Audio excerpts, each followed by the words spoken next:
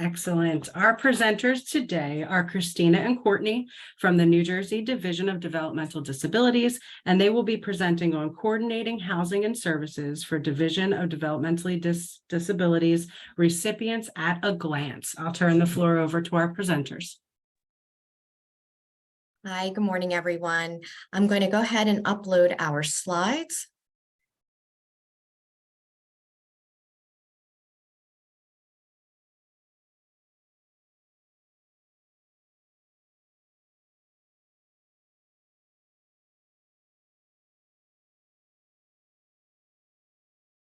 Okay, is everyone able to see the slides okay?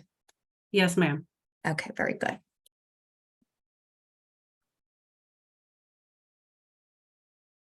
Okay, so we're going to go ahead and get started. So thank you and good morning to everyone. My name is Christina Gonzalez. I am with the Office of Transition to Adult Life and Employment with the Division of Developmental Disabilities. And I'm also here today with my colleague, Courtney Davey from the Housing Subsidy Unit. Today, we're going to be presenting transition and housing, which will provide an overview of the transition process to DDD as well as housing options. So if you have any questions as we move forward with the slides, please just add them to the chat box or hold them until the end, and then we will be happy to answer those for you. All right. All right. So let's get started. So with every presentation or most presentations that I do, I like to start with the division's mission statement, as it really is a reminder of what drives the work that we do. So as a division, we always want to assure that all of our individuals receive quality services and supports, participate meaningfully in their communities, and exercise their right to make choices. And a large part of the work we do is to ensure people have informed choice and then help them think about what matters to them and then how we can best support them. So to be determined eligible for DDD services, an individual must be at least 21 years of age, have an intellectual or developmental disability, which has occurred before the age of 22 and is considered lifelong, meet functional criteria of having a developmental disability, be a resident of New Jersey, and be eligible for Medicaid. And one of the ways that we have supported our division over the years, our mission rather, over the years, is we've transitioned into a Medicaid-based fee-for-service system, which is launched some years ago back in 2015. So what that means is that we now receive a federal match. So for every 50 cents the state puts in, the federal government now matches that 50 cents. And with this transition, this has allowed us to expand access to critical in-home and family supports for individuals. And one of the key things I want to mention is that everyone who enters into our service system must be Medicaid eligible and maintain that eligibility as long as their case is open with the division. So we do have two programs that fall under one comprehensive waiver. The first being the community care program, and the second is the supports program. And most people who come into our services will be placed on the supports program. However, if someone has a higher level of care needs, they may be added to the community care program. And all of our providers who we work with are approved by Medicaid and are vetted by DDD. And then individuals will receive their service planning through support coordination agencies, which we will talk about in future slides. So the supports program and community care program provides services and supports that individuals are going to need so they may live in their communities rather than congregated settings. So having home and community-based services really has increased flexibility, allowing someone to determine what their day or week now looks like. It's provided increased choice, where someone can now choose the provider they want to use rather than having the service chosen for them.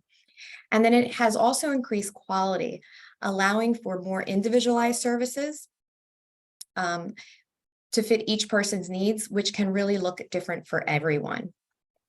And you can find out more information about each of these programs in our supports program and community care program manuals, specifically section 17. And then we also have a family quick guide that simplifies both of these manuals. And all of this information can be found on our DDD website.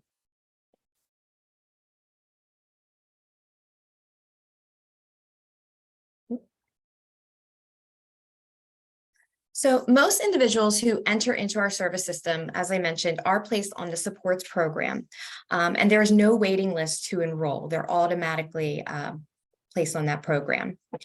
The supports program is available to anyone who is eligible for DDD services, has Medicaid, and is not on any other type of Medicaid waivered program. These are often for people who live in an unlicensed setting, such as their own home or family home. And someone on the supports program may require private duty nursing, and they can enroll in our supports program plus private duty nursing, or SP plus PDN, a lot of acronyms. And the SP PDN is essentially for those who live in unlicensed settings, but do require that higher nursing need.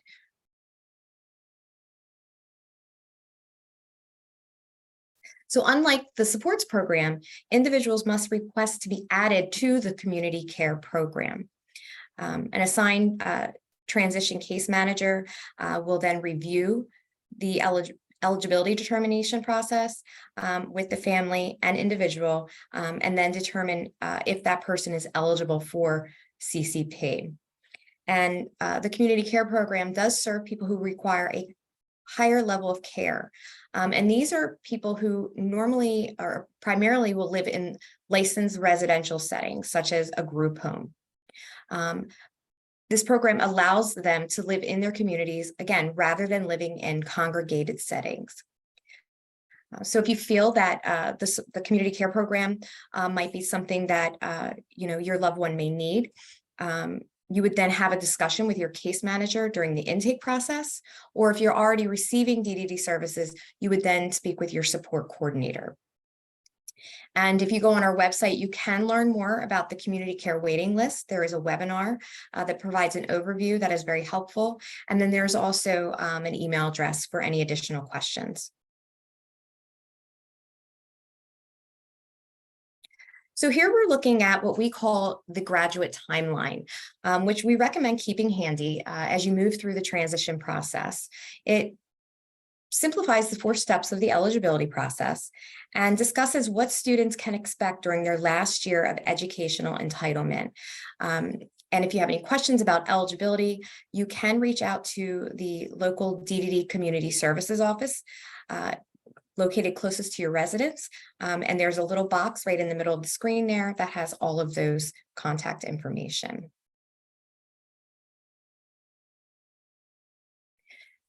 So these are, again, the 4 steps of the eligibility process for when you want to enter into the adult service system. So step 1, you're going to apply for Medicaid, ensuring that you maintain that Medicaid eligibility. Step 2, you'll apply for the DDD application and you'll submit supportive documentation. Step 3, you'll complete the New Jersey Comprehensive Assessment Tool, or the NJCAT, which is a mandatory assessment that evaluates your sons or daughters in 3 areas of self-care, medical, and behavior. And steps 1 through 3 are what determines eligibility. And then if found eligible, you will then be asked to complete the Support Coordination Agency selection form, which is the last step that will need to be completed before accessing division services. So as your loved one begins preparing for future living arrangements, we suggest they reflect, learn, and explore. We really want an understanding of who that person you're supporting, or if it's yourself, what are the things that matter to you and what you may want to consider and prepare for as you consider future living arrangements. And we suggest doing this through Recipes for a Meaningful Life, which identifies supports a person has and may need in the future. So just to break it down a little bit, responsibilities If we're thinking about future living, right? What are responsibilities or chores that you currently have now? And then what type of responsibilities would you may need in the future, to become more independent, especially if you do want to live in your own home. This could be learning to do your laundry or making meals or learning to clean your bathroom. E for education, what type of learning experience have you had? And then what may you need in the future? This, for some, it can be they want to, maybe take some classes at a local community college, or for another, it might just be as simple as taking a cooking class, right? Because education looks different for everyone. Community life, right? How is that person connected to their community, and how would they like to be connected to their community in the future? Individuals' health and well-being. So this is when we talk about transition, we may no longer need to be using pediatricians, and we need to find a new primary care doctor or dentist, and identifying what are some of the things that person needs to make them more comfortable at these appointments. We always want to, ensure that we maintain our health and well-being, and we may do this by maybe taking a gym class or taking a fitness class. And a place to live. So as we move into, the adult world, a lot of our young adults may want to live on their own, and really figuring out what that looks like for them. Would they rather live on their own or with others? Just kind of delving into those questions. And then employment, recognizing that some of the skills they have built can support their employment goals, right? So maybe someone has learned some vocational skills while they're in school, or have developed skills through volunteering experiences. And then last but not least, social life. How do we help maintain social life that they have, and the social life that they would like to have? They may have friends and family that are important to them, and really exploring what they need to maintain those relationships, or getting opportunities to develop new ones, right? So having prior discussions about all of these areas really set you up for success as you prepare to transition into adult services.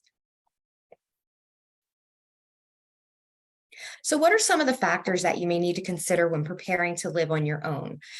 Planning should always be person-centered, identifying your housing needs, and then implementing needed supports, right? So some of the questions you may want to consider asking are, where does that person I'm supporting want to live? Does the person want to live in a rural area, or an area where they can walk to their local shops downtown? What resources are available to support them? Are they going to need to use public transportation? And if so, will they need travel training? Are they interested in working, which is going to help provide extra income? And if so, have they been referred to the Division of Vocational Rehabilitation Services? And then what type of oversight does a person need? Will they require supervision throughout the day, or maybe just a daily check-in? So in terms of support, we do have funding vouchers available. So anyone who wants to live outside of their family home, someone can receive assistance with their daily living with the assistance of in-home support. And then, what type of transportation supports are going to be needed? And then how is all of these supports going to be provided, right? Some can be provided through, natural supports such as family and friends. There are housing vouchers and subsidies, which Courtney is going to talk a little bit more about. And then identifying different state agencies that can also help support that person. So here we're looking at all of the services and supports that are offered by the division once someone is found eligible. And the services highlighted in orange can specifically be beneficial when wanting to live more independently. So we have community-based supports and individual supports, which is a service that can provide one-on-one supports in the home with daily living skills, such as cooking and cleaning and self-care, as well as out of the home, like navigating the community, learning how to take public transportation, or just meeting friends for lunch. Rehabilitation allows someone to connect more in their communities, helps develop interests or daily activity skills. And then environmental modifications allows that person to become more independent in the home, and personal emergency response system in the event that they have a medical emergency.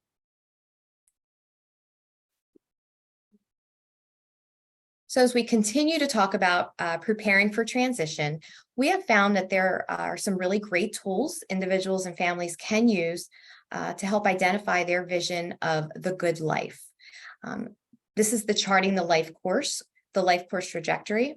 And this can be downloaded or right off of the website at lifecoursetools.com. And when we look at the Charting the Life Course Trajectory, right, one of the things it asks is, what do you want? And oftentimes this is a very difficult to answer because it's a very broad question.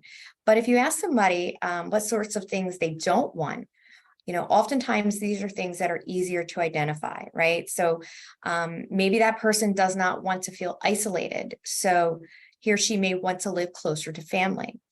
Going back to the location, maybe the person doesn't want to live in a rural area. So they might want to live in a community where you can walk downtown to the local shops.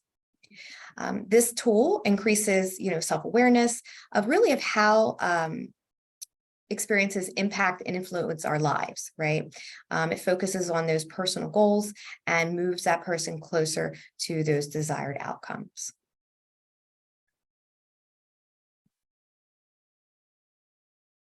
The Integrated Support Star is another great tool, which helps that person identify current supports they have and then any future supports they're going to need to move toward that good life that they identified on the trajectory tool that we talked about. So some of the tools are centered around personal strengths and assets. Maybe that person, enjoys learning new things, is a good communicator. Relationships, who is important to that person? Could it be school peers, neighbors, neighbors or friends and family? Eligibility specific. Are there other agencies that can provide support to that person? That can possibly be, us as a division, DDD, the Division of Vocational Rehabilitation Services, or DVRS, specific to employment, Medicaid. And even if they need any type of assistance with housing, it could be, those utility assistance or food assistance through the SNAP program. So these are all of the different agencies you want to think about. Community-based, what types of things do they like doing in the community? What would they want to increase doing in the community? It can be faith-based organizations, local schools and parks, and just maybe community friend groups. And then technology, right? What technology do they have? What are they going to need? If someone's working, if they're hearing impaired, maybe they're going to need a telephone that increases the volume on their phone. Maybe they need a watch or Alexa, because when they're living at home, they need that reminder to, to wake up in the morning, or that reminder to, check the dryer. So all of that different technology is also going to help somebody become more independent. So now I'm going to turn it over to Courtney, who is going to talk about the housing subsidy program. Thank you, Christina, and good morning, everybody. So today I will be reviewing basic eligibility criteria for DDD's housing subsidy program, along with living arrangement options based on the waiver type enrollment. Individuals enrolled in the supports program or community care program waiver who are seeking a housing subsidy for a self-directed unlicensed rental must have active Medicaid, receiving or planning to receive DDD funded disability related services, and a current NJCAT assessment. The planning process should also include a team meeting to discuss DDD housing subsidy program participant expectations. It's essential for the individual and the guardian to have a clear understanding of program guidelines. So for example, the monthly rent of any unit they identify must be within DDD's published rent standards. Individuals must contribute 30% of their gross income towards the rent. The planning team should also discuss the individual's finances to confirm that he or she can afford the 30% contribution plus all of the non-rent costs. The NJCAT should be reviewed to determine whether changes are needed and how the individual's needs may change in the desired setting. So for instance, a person could be living with their parents and would like to move into a one-bedroom apartment. There could be a loss of natural supports, which would need to be discussed by the planning team.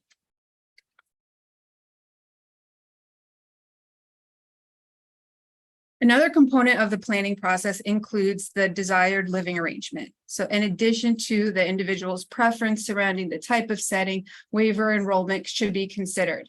With both the supports program and community care program waiver, individuals have opportunities to rent from third-party landlords and live alone or with others in a shared setting. Eligibility for the community care program waiver is required for those seeking a group home or a supervised apartment setting. In trying to conceptualize a living arrangement specific to you or your family members' needs, details matter. So beginning with the supports program waiver, we'll examine characteristics of these potential settings. Those seeking to live alone in a one-bedroom rental may request a DDD housing subsidy. The assigned support coordinator initiates the process by submitting a DDD housing subsidy program eligibility determination form. We review submissions daily and issue same-day responses in most cases. The team should consider whether the individual needs assistance with identifying a rental, and if so, are natural supports available, such as family members, or will the service budget be used to hire staff to aid in the rental search? The housing subsidy covers the difference between the rent and the person's 30% tenant contribution. And the individual must have income to cover non-rent costs such as utilities and food and phone, etc. Rental websites such as apartments.com and hotpads are commonly used to identify units. Referencing DDD's published rent standards amounts by county will filter the result and provide available options. DDD housing can also assist, and we're available to discuss this program with potential landlords who may have questions. All units are inspected prior to move-in and annually thereafter. There are a number of different options with shared settings. We have DDD individuals who opt to live together. In these cases, each DDD individual receives a housing subsidy, and each person would contribute 30% of their gross income toward an equal portion of the rent. The funding for DDD's housing subsidy program is designated for DDD individuals only, so any non-DDD household members are responsible to fund an equal portion of the rent independent from this program. So income verification would be requested prior to approval to ensure affordability. In all cases, though, additional household members must be listed on the DDD housing subsidy program eligibility determination form. That is submitted by the support coordinator. Housing subsidies may be requested for individuals in current rentals so long as the total rent amount is within DDD's published rent standards. All household members must be listed on the lease as responsible parties, and the unit will be inspected to ensure compliance with the housing quality standards. So now we'll review potential living arrangements for those receiving services from the community care program. Self-directed versus provider managed. The self-direction is an approach to delivering home and community-based services that offers increased choice and authority over how and from whom an individual receives their waiver services. The self-directed service delivery model is an alternative to a more traditional provider managed services. Self-direction provides an opportunity for participants to manage the organization of the supports and services they elect to receive through the person-centered planning process. Housing subsidy requests for self-directed settings are initiated by the support coordinator, and self-directed settings are always unlicensed. Provider managed settings may also be licensed by DHS. The provider oversees all aspects of the individual support needs and is responsible for facilitating housing subsidy requests. Similar to the supports program, individuals who pursue a self-directed model may be eligible for a housing subsidy. Shared settings are assessed on a case-by-case basis, and individuals residing in a shared setting may select different service providers in accordance to their needs. Individuals and family members are encouraged to contact their support coordinators for more information on the self-directed model.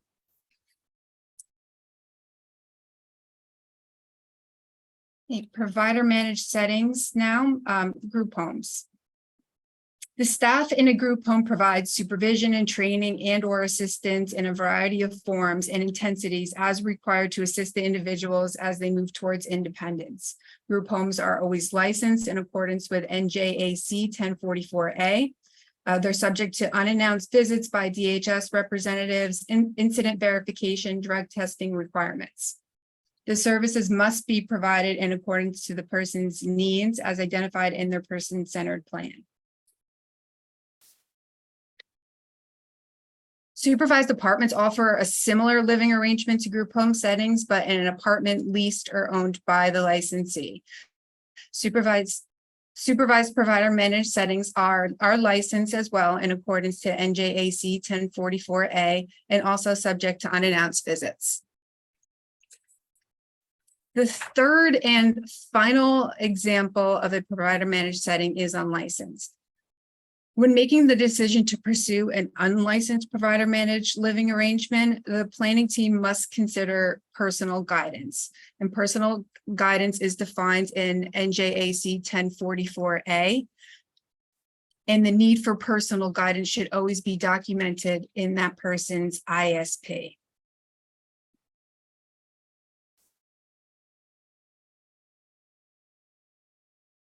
Okay. All right, so now we're going to talk about how we're going to work with a support coordinator. So what is support coordination? It's our division's care management that works closely with individuals and families to ensure that person receives all of the supports and services that they want and need. It is an administrative cost, and it does not come out of that person's budget.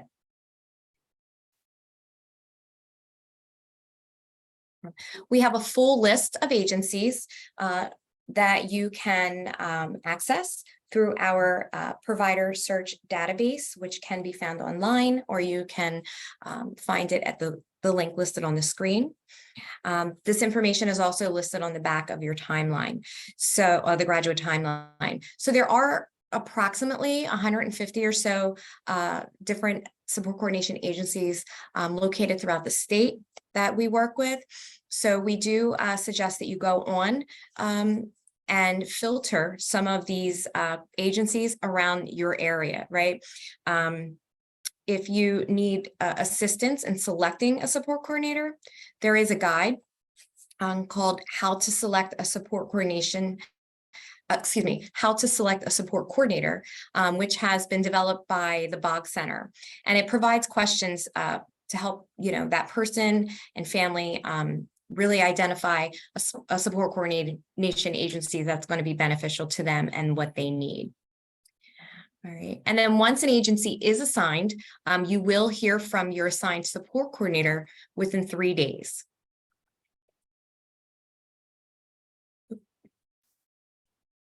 So as you plan and prepare to live more independently, right, there are conversations you're going to want to have with your support coordinator, right? We want to make sure that the planning team has met and discussed housing and support needs, including how the needs may change, in the proposed living arrangement, right? So ensuring that the person has active Medicaid, discussing and reviewing the individual's budget, so needed supports can be added to their plan or changed if needed.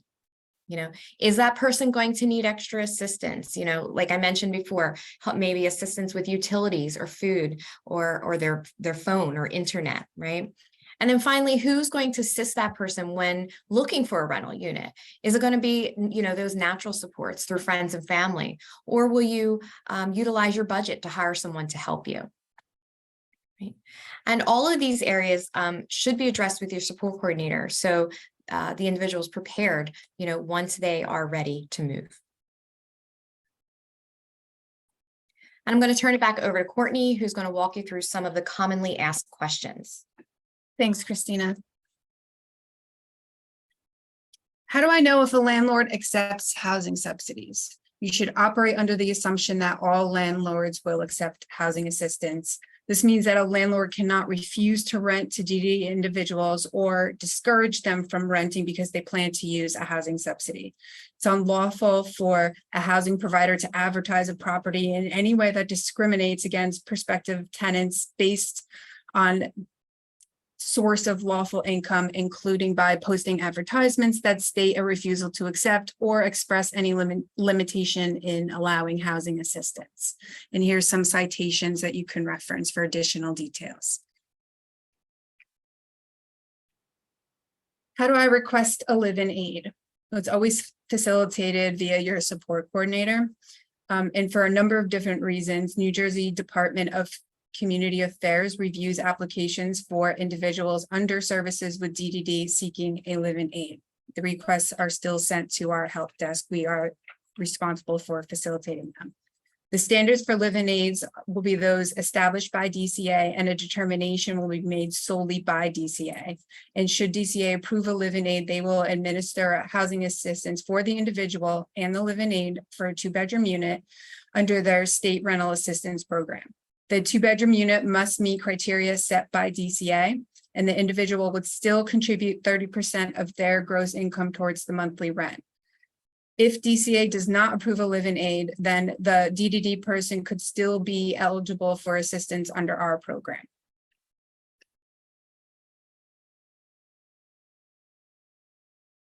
Does the housing subsidy program help with a down payment to buy a house? No, we do not provide assistance or funding for housing purchases. I've listed a few resources here if you are interested in home ownership programs.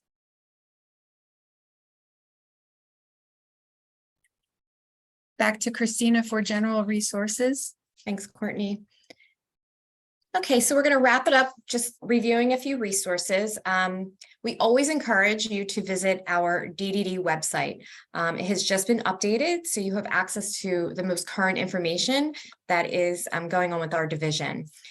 We like to think of it as a one-stop shop for everything DDD, right? So you can learn more about the home and community-based supports, which we were talking about today, information around transition, employment, and then more information about the housing assistance as well.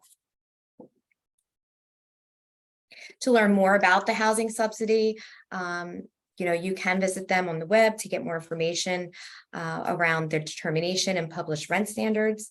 And, we also encourage you to watch the webinar and direct any questions to the email listed on the screen. Here's a link of all of our DDD community services offices throughout the state, which is also found on that graduate timeline, as well as our general contact information for the division. And finally, we do encourage everyone to subscribe to our DDD communications listserv, right? To receive any updates or communications directly from the division. We have links included to reach out to our transition help desk and our housing help desk for any questions that you may have about the information you heard today, or just questions in general around transition and housing. So Courtney and I thank you for attending this presentation. We hope that you're walking away with a little bit of new information today, and we're definitely open to answer any questions you may have. Excellent, thank you. There is a question in the chat box. Okay. Can a person with a CCP budget live alone in an unlicensed apartment and still use the daily rate to pay for staffing supports, or do they need to use hourly rates instead? That's a great question. So what I would suggest is looking in our supports program manual around the daily and the daily rate. I can also, look into that information a little bit more in detail for you, and I have no problem reaching out to you to get that information for you. I want to reach out to the appropriate unit. But great Excellent. question. Excellent, thank you. that is the only question that I see in the chat box. Wait, here comes a couple more. Nope, that's for me directly. Is there a waiting list for the housing voucher? No, we do not presently have a waiting list. We don't intend to ever create a waiting list for housing assistance. Okay, thank you. And can a 17-year-old find a resident facility? I don't know what is meant by a resident facility. I surmise they're referencing a placement. Or Potentially. I think the person can, yeah, residential. residential placement. Mhm. Christina could probably speak more to this, but I believe you'd have to be 21 years old to be eligible for DDD services, and that's one of the criteria for residential placement, I believe, with us. Yeah, correct. So once that person has entered into our service system at the age of 21, then residential placement could be explored through our community care program. But unfortunately, prior to 21, it would not be accessible through DDD. However, you can always reach out to Perform Care, who may be able to assist you or at least guide you in the right direction as they handle, minors and children.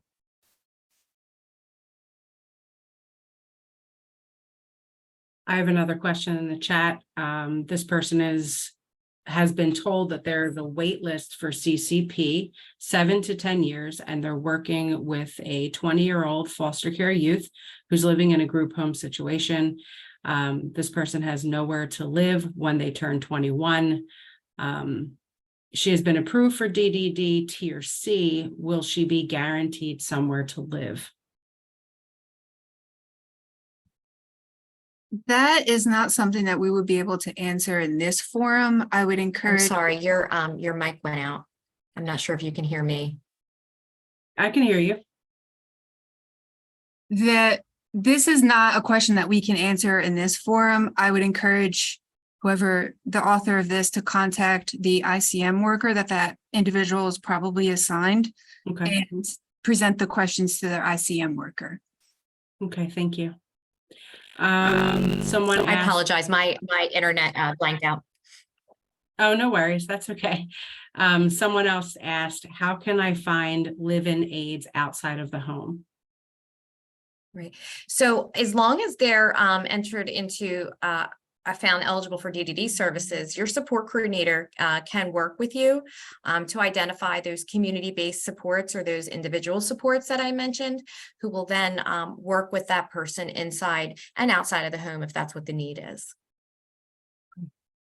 Somebody asked to define the acronym ICM. It's intensive case management. Okay, thank you. Someone said there is no waiting list for the housing voucher, but there is for group homes supported housing, correct? No, so the waiting list is for the community care program. Okay. There is no waiting list for housing. There's separate things like CC community care program waiver eligibility and enrollment is a requirement to live in a group home setting. Supported housing. I'm not sure what the person means by that, but I interpret that to mean like almost a self-directed, a person living on their own potentially or with another person and not needing a licensed setting. So there is no waiting list for that either.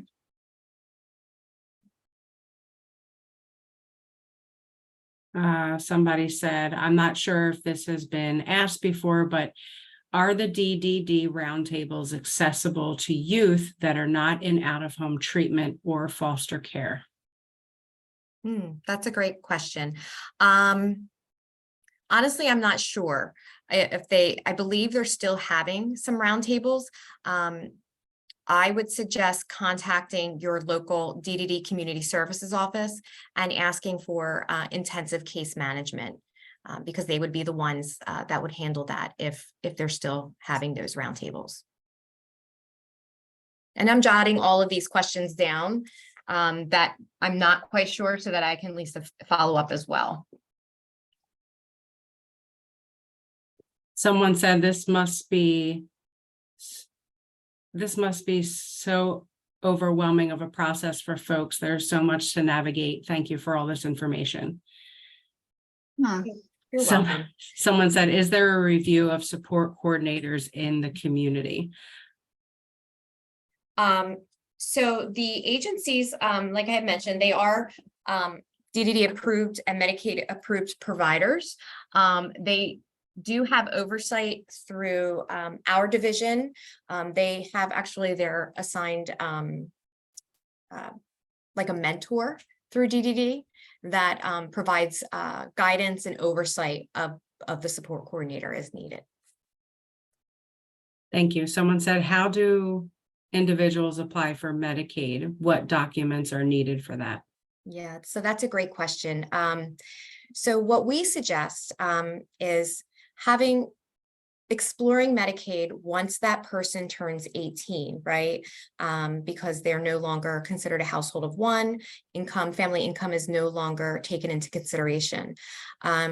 So if you were to go on the Social Security Administration website, ssa.gov, you're going to want to apply for SSI, which is Supplemental Security Income. If you scroll down, you can actually request a virtual or in-person meeting that someone you can talk to that can actually help you walk you through that application.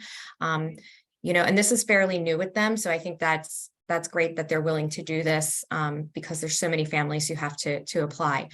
So that would be the start. Once you're found eligible for Medicaid, you can then begin the DDD application process. And now we're talking if you're like right around that 18, 19 mark. But now if you're 20, you can do both the application and the Medicaid application at the same time. So yeah, we also suggest too is creating an account with SSA, Social Security Medication Administration, because it, you know, just like any of the other accounts that we create online, hopefully you'll be able to see your status of where you're at with that process.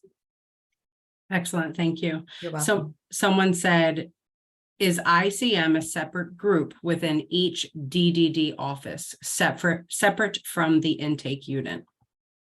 Yeah, so good question. So ICM is a part of the intake unit. You'll have intake where, you know, they're processing all of the applications and going through the eligibility. And then the second half of the larger intake is ICM, which is definitely more case specific.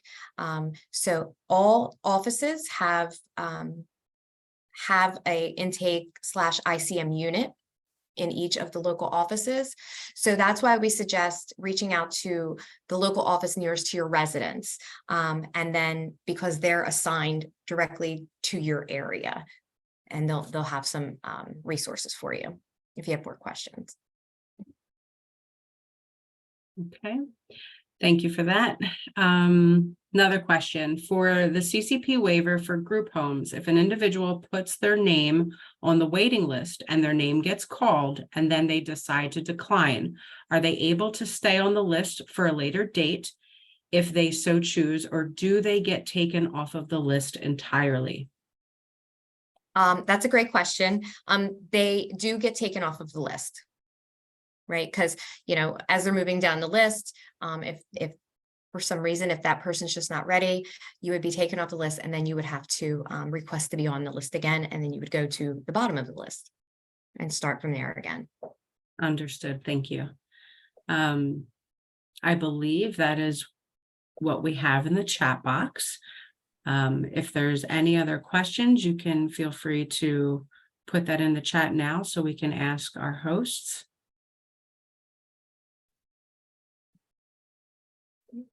I'm going to provide a link in the chat box. It's just a quick few question survey, just so that we have an idea of if we've presented information that is helpful to you, and then so that we know how to, hopefully improve our services in the future for you. Thank you for that. Another question came in. How can a parent put an adult child on a waiting list for housing? Is there a website?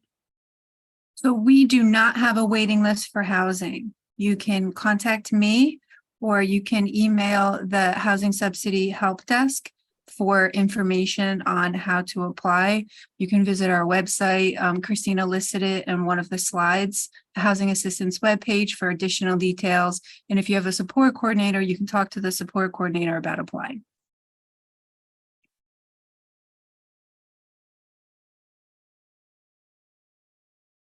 Somebody said group homes, how to get on the waiting list. Right. So that's the community care program waiting list, right? So if you feel that is going to be a need, when you are going through the eligibility process, you want to have that conversation with your intake worker. If someone is already receiving DDD services, that's a conversation you want to have with your support coordinator. And then they're going to link you up with the appropriate request forms and all of that good stuff. There's another question here. What if you need to change the SSI benefit? I would like to charge my son rent and would need to change SSI to include this update. That's a really good question. That's the first time I've heard that question. So what I can do is provide a link for our Medicaid eligibility help desk, right? And this is a help desk that the division created specifically for all of these good SSI and Medicaid questions that we may not have the answer to. So I'm going to go ahead and put this in the chat.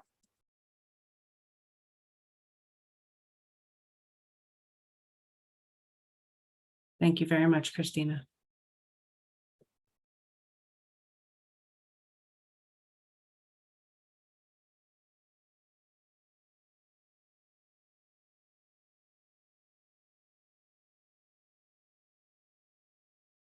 And all of these help desks and links that we're giving you can be found on the website as well. Again, we have all of the updated information on the website. All of the pages have a lot of good information, and anything that we haven't covered or that you may have additional questions for, please go on our website, and a lot of those questions can be answered. Excellent.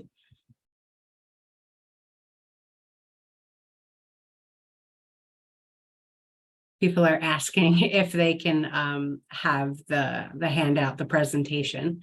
Oh, absolutely. Yeah, for everybody on the call, for the entire workshops all week long, if the presenters from the various workshops provided any kind of handout or their slide deck, the planning committee will upload all of that information onto the YTC website for everyone to access and to share and to reference later down the line. Thank you so much for participating and asking such great questions today. Are there any other questions for our presenters? A lot of thank yous are coming in. I don't know if you ladies can see the chat box, but yes, yeah, a lot of thank yous. Oh, Very, very informative. Someone asked if both of your emails can be dropped in the chat box. Sure. Thank you so much.